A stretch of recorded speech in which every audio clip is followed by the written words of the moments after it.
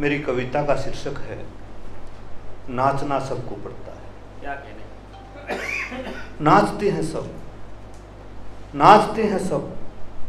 कोई नाचता है होशो हवास में, कोई नाचता है होशो हवास में, तो कोई होशो हवास गंवा के नाचता है। क्या कहने भाई, वाह। कोई होशो हवास में नाचता है तो कोई होशो हवास गंवा के नाचता है।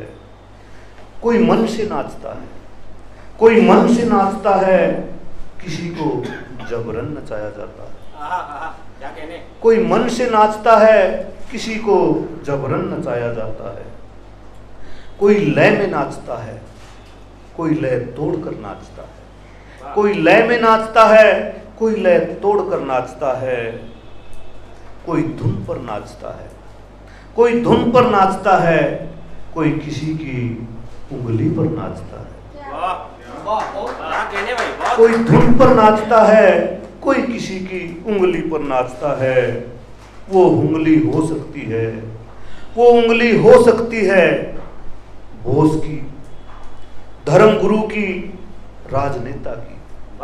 वो उंगली हो सकती है बोस की, धर्म गुरु की, राजनेता की, किसी परिजन की, किसी प्रियजन की, किसी परिजन की, किसी प्रियजन की। यहाँ नाचना सबको पड़ता है, यहाँ नाचना सबको पड़ता है।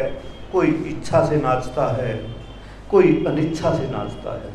कोई इच्छा से नाचता है, कोई अनिच्छा से नाचता है।